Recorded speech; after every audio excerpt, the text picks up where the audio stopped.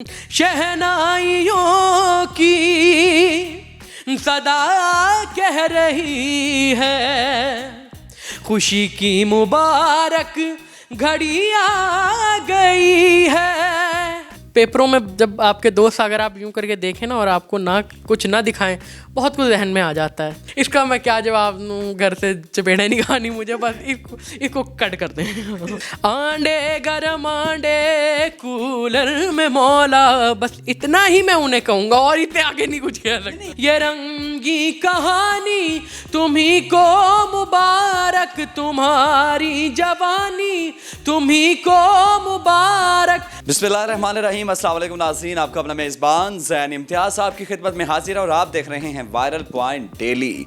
नाज़रीन, नुसरत फ़तेह अली ख़ान जो कि सुरों के बेताज बादशाह हैं, उनकी गैर मौजूदगी में भी उनका जो नाम है, उनकी जो गायकी है, वो आज भी लोगों के दिलों में रस घोलती है।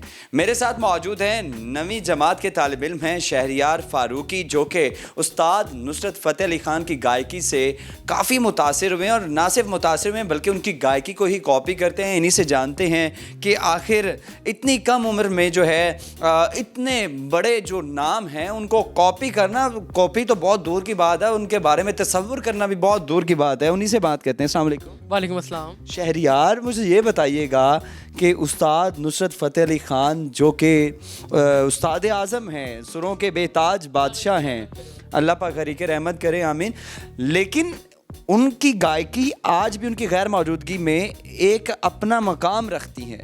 तो आप किस तरह है ना, उनका यही कमाल होता है कि वो चले जाते हैं तब भी उनका नाम, अब मेहदी हसन साहब हैं, वो आफ्टर 100 ईयर्स भी उनका नाम रहेगा।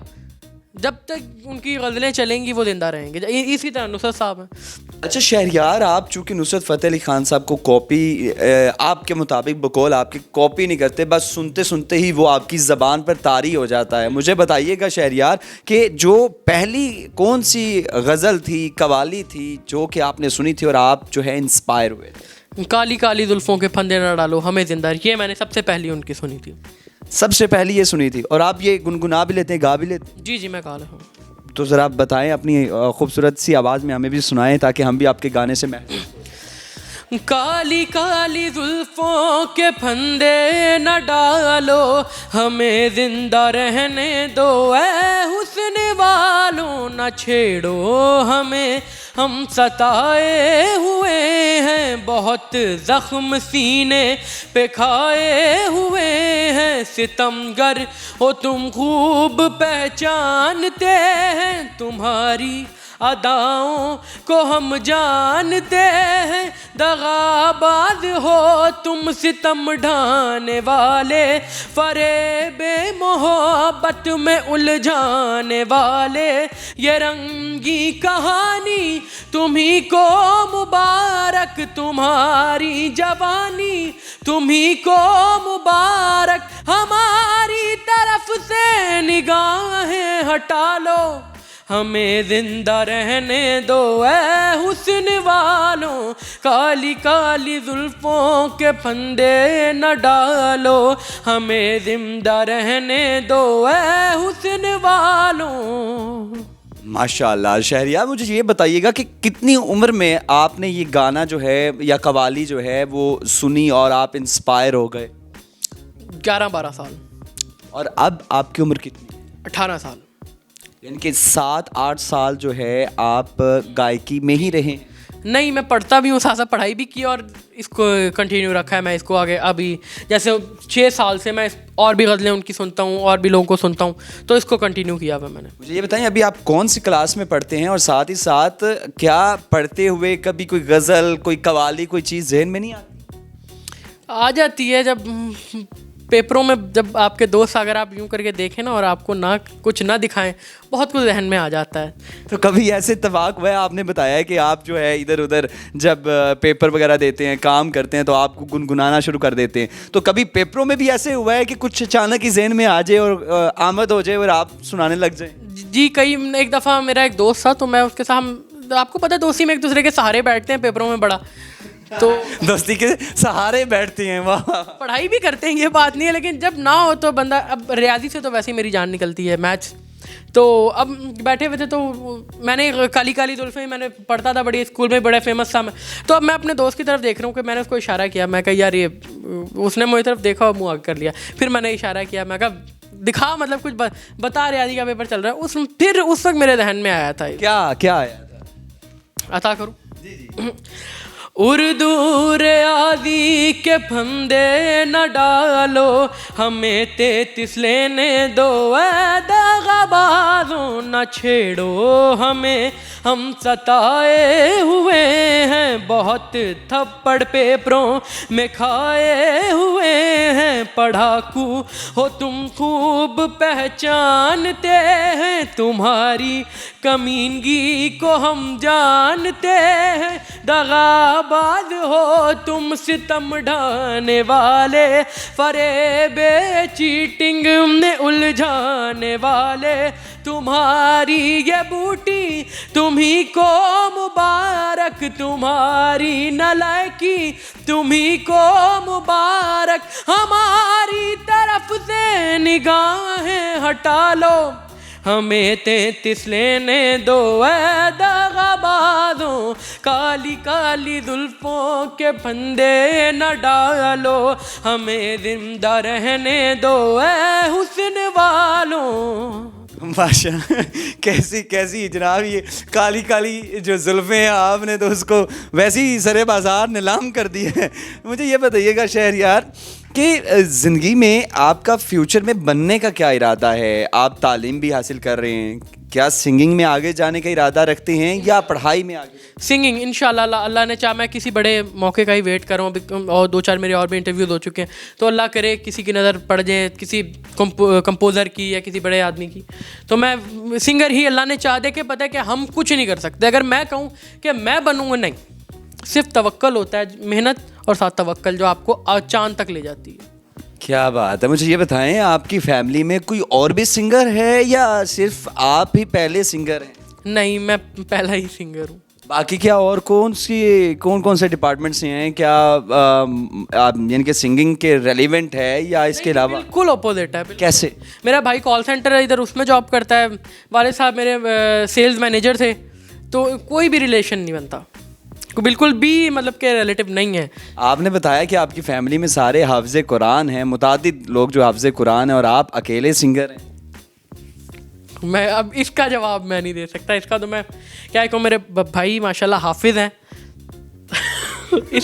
इसका मैं क्या जवाब दूँ, घर से चपेड़े नहीं खानी मुझे, बस इसको कट करते हैं।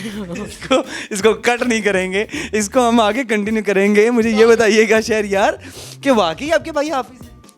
माशाल्लाह हाफिज़ हैं, और मेरे दादा अब्बू ने ही उन्हें हिफ्ज़ कराया है। माशाल्लाह, दादा ने हिफ्ज़ करवाया है आपके भाई को। तो आपके दादा की आप पर नज़र नहीं पड़ी?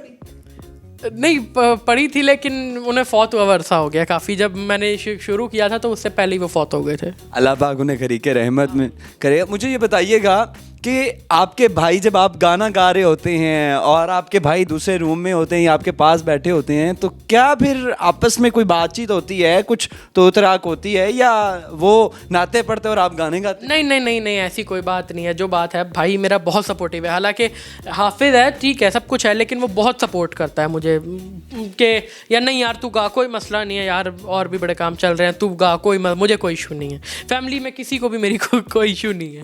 नहीं, मुझे ये बताइए, एक हाफिज़े कुरान, एक सिंगर, आप क्या चाहते क्या है? तो सब फंडा पवा देना इसके, तो उनके ध्यान में फिलहाल तो नहीं है, तो सब जाके कहो। मुझे ये बताइएगा कि आप स्टडी चुके मैट्रिक में आपने बताया है, तो आप स्टडी में क्या आगे करना चाहते हैं? स्टडी में अभी तो पढ़ाई जारी है, अभी तक कोई ऐसा मेरा फोकस प्लान नहीं है। देखें, अभी सबसे पहला तो मैं ये सोचता हूँ अल्लाह मुझे सिंगर बना दे, सुपरस्टार बना दे, इससे अच्छी क्या बात हो सकती है। सबसे पहला तो मेरा एम यही है। अगर ये एम पूरा हो जाता है, अल्लाह करे पूरा हो जाए। और मुझे ये बताइए, अगर इन केस ये एम से थोड़ा सा आपको हटना पड़ता है, तो फिर आप स्टडी में क्या करें? स्टडी में मैं सोचा था कि इंशाल्लाह आगे जाके CSS करूँगा, लेकिन फ़िलहाल मुझे इसी पे सारा फोकस। पढ़ाई भी मैं ये नहीं कि मैं, ये तो मैंने वैसे ही दोस्त हमें बना दी है गज़ल में, लेकिन मैं पढ़ाई में बुरा नहीं हूँ ना। अच्छा, कभी ऐसे हुआ आपके साथ इत्तफाकन ही कि अंडे वाला गुजर रहा हो, सर्दियाँ हैं, और वो आवाज़ दे रहा होता है, गरम अंडे, ठंडे अंडे, देसी अंडे, वलायती अंडे? कभी सुना है? हाँ अक्सर वो कार यहाँ पे फिर रहे होते हैं। गुस्सा नहीं आता कि यार ये कैसे आवाजें दे रहा है यार, ये अंडे अंडे गरम अंडे? मुझे क्यों गुस्सा आएगा, उसकी मर्जी है मुझे। नहीं, वो गायकी होती है ना, जो बंदा सिंगर होता है उसको एक एक लफ्ज के अंदर वो झोल नजर आ रहा होता है। आता तो है लेकिन अब उन्हें बंदा रोक के क्या कह सकता है, वो अपना जाते हैं। मैं अगर अगर आपको कभी झोल क्या नजर आता है, अंडे की आवाज कैसे देनी पड़ती है, कैसे देनी चाहिए वैसे उन्हें? नहीं मैं क्या कह सकता हूँ, मैंने कभी इतना फोकस नहीं किया नहीं, अगर आपको एक टास्क दिया जाता है कि अंडे बेचो, तो कैसे बेचोगे? मैं यार एक चैलेंज दिया जाता है, एक टास्क दिया जाता है, आप अंडे बेचें, तो कैसे बेचेंगे? आंडे गरम आंडे कूलर में मौला, बस इतना ही मैं उन्हें कहूंगा और इससे आगे नहीं कुछ कह सकता। नहीं, वो कस्टमर को भी बुलाते हैं ना, आ जाओ अंडे ले लो, गरम अंडे। आंडे गरम आंडे, यार आगे नहीं बना, आंडिया का पीछा छड़ दो यार, पहले इन्हें महंगे हुए ने, छड़ दो आंडिया का पीछा। अच्छा ये बताइएगा शहरियार, तुसा मैनू कराया ना आंडिया चाहिए, इतना हुकूमत ने किया होता ना तो आज मुफ्त मिल रहे होते हैं। मुफ्त में मिल रहा है। मुझे ये बताइएगा कि कोई अक्सर औकात हमने सुना है कि मोहब्बत में धोखा होता है तो लोग गज़लें सुनना शुरू कर देते हैं, शायरी की तरफ आते हैं, सिंगर बन जाते हैं। तो आपके साथ भी कोई धोखा शोखा हुआ है या कोई? नहीं, शायरी में बड़े शौक से पसंद करता हूँ, जॉन एलिया हैं, मुनीर नियाज़ी, लेकिन धोखा मेरे साथ मोहब्बत में ना, ये कह सकते हैं मुझे मोहब्बत नहीं हुई अभी तक, तो नहीं हुई। होने के चांसेस हैं कोई आसपास लाइन में, दाएं बाएं? बिल्कुल है, क्यों नहीं है। यकतरफा मोहब्बत की अगर आप बात कर रहे हैं वो सबको होती है। आपको हुई है? बिल्कुल। किससे हुई है? नहीं जानते यकतरफा मोहब्बत का मजा, ये वो मेहनत है जो बेकार किया करते हैं। वाह वाह वाह वाह वाह, ये वो मेहनत है जो बेकार किया करते हैं। नहीं ये ना मुझे किसे हुई है ये देख लें। वैसे बता दें, हमारे व्यूवर्स भी जानना चाहते हैं कि शहरियार जो कि लोगों के दिलों पर राज कर रहा है, शहरियार के दिल पर किसने राज किया है? लड़की ने। इससे ज्यादा मेरे पास कोई जवाब नहीं है। नहीं मैं और ये देखने वालों से मेरी गुजारिश है, इस डिटेल्स में मत जाएं। अभी वैसे ही एक तरफा मोहब्बत है, इसको मैं क्या उसको भी नहीं पता जिससे है। मोहब्बत होती है, चाहे एक तरफा हो चाहे दो तरफा हो। नहीं, बहुत फर्क पड़ जाता है मोहब्बत में और दो तरफा मोहब्बत में फर्क हो जाता है। अगर आपकी एक तरफा मोहब्बत दो तरफा मोहब्बत में तब्दील हो जाए फिर क्या करें? फिर क्या, वो नहीं आपने मैं लुड्डियाँ पावा, बस वही करूँगा। हर चीज़ गा के बस तो खुशी होगी। बस शहनाइयों की सदा कह रही है, खुशी की मुबारक घड़ी आ गई है। अगर दो तरफा हो जाए तो बस इतना है, खुशी की मुबारक घड़ी आ गई है। हमारे व्यूवर्स को क्या आप कहना चाहते हैं कि क्या जो पाकिस्तान है, पाकिस्तान में अक्सर औकात हमने देखा है कि टैलेंट की कोई कमी नहीं है, तो आप में भी जो टैलेंट है, यकीनी बात है आपके टैलेंट को इन्हेंस करने की ज़रूरत है।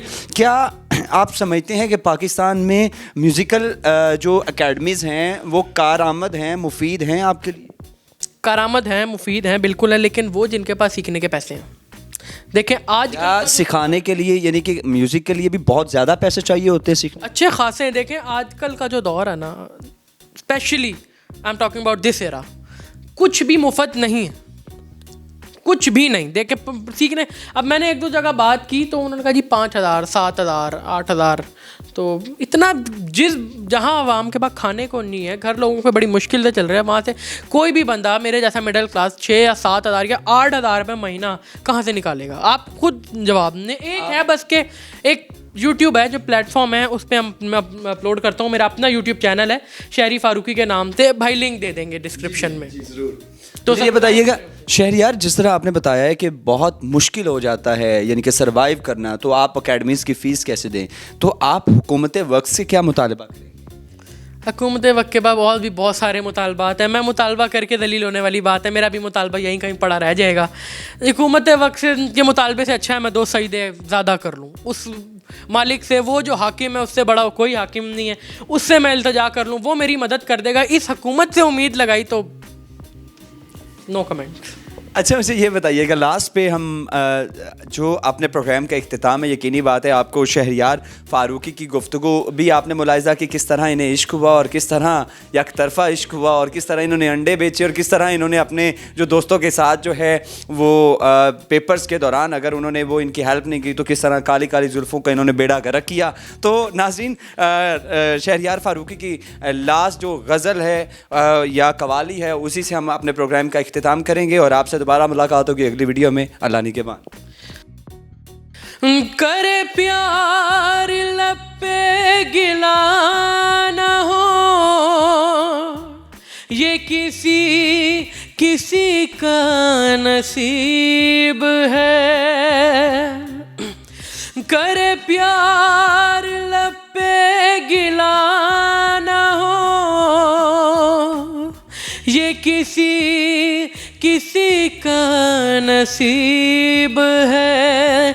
ये करम है उसका जफा नहीं, वो जुदा भी रह के करीब है। वही आँख है मेरी रूबरू, उसी हाथ में मेरा हाथ है।